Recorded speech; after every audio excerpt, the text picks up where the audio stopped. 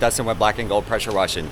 We just pulled up to a property that we need to quote. My girl is going to be camera lady, so I'm about to pass it over to her, but I'm going to give you guys a tour of the property we're quoting today. Got asked to quote all the common areas, so we're talking sidewalks, any little eating areas, dumpster pads, stuff like that.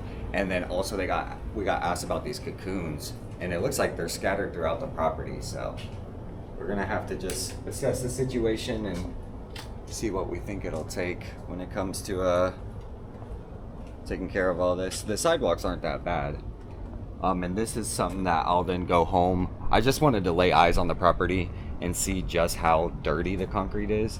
Once I know that, I can go home and kind of run all the numbers and come out with a price, but without seeing it in person, you don't know how dirty this concrete is. So like, if you look at this concrete right here, this ain't that bad at all. But there are certain areas throughout the property where it is bad.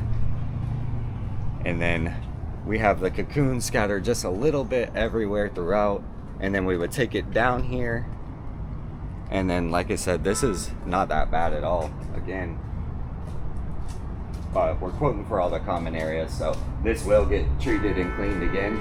No cobwebs here. Yes, thank you. So it'll be just some very problematic areas in certain spots, but not throughout the whole property. That was one of the main things I wanted to check was, is it throughout the entire property, all these cocoons, or is it just going to be in little certain sections? And you can see these cocoons are all throughout this little, like, these lips. That's where it's going to be a big problem over here.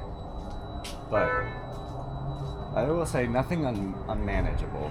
So, although I haven't tried, but I've dealt with these before on other properties similar to this, and we've been able to take care of them. But it can be very tedious.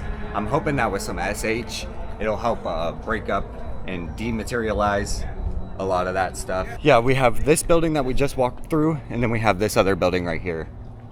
This is not organic. Rust, right? This is, yeah, something that I'll take a photo of this probably. I didn't bring my phone.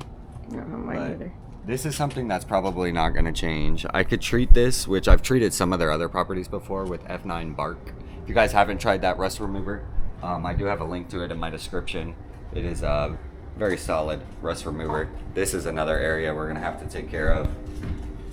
Just another common area. Looks like some sort of big generator. Diesel. Yeah, powers this whole place, it looks like. With these medical offices, I don't think they can lose power, especially when it comes to hurricane time, because I think they have like coolers and medication stuff stored away. So I think they have to have power at all times. We'll check out this dumpster pad over here. Depending on where we set up with the vehicle, we'll have to make sure we can reach certain areas like this. So we'll probably have to move the vehicle at least once or twice on a job like this, but we'll probably end up taking it down to this stop sign over here and then work our way back this way. This dumpster pad will be included in it. This is another bad area right here that needs to be taken care of. And then we have not too bad of cocoons around here, so that's good, that's good. Treat certain spots and see what we can do, like these little dots and stuff like that. But when it comes to like the full blocks of rust for multiple blocks, that's something where we have to make sure that it's within their budget. Here's another really bad area with these cocoons, and the fact that it's within each line, that's what's going to make it difficult and a little challenging, because I'm going to be sitting here with water getting soaked the whole time. So it will be a miserable cleaning for sure. But same with this, all through here is really bad. So we've marked at least what, 1, 2, 3, 4, at least 4 or 5 real big problem areas. The rest, it's kind of just scattered throughout. So like I said, nothing unmanageable, but with those couple of problem areas, I'm gonna have to take some time and really work at those. So it ain't an easy job, but it isn't something that we can't handle. Here's another really bad area. Something leaks right here or drips out. It's probably the AC that runs out from all the ACs that are on this place, but that's a really bad area as well. We had this building that we just walked, y'all saw it, and then we have the other building. I got Roscoe and Lauren with me today. I think this is a 2-day project. I think we can handle one building in one day, one building in the other day. As you can see, it's a Saturday. There's nobody in the parking lot, so that means Saturdays and Sundays. I love these medical plazas because I don't have to worry about people here.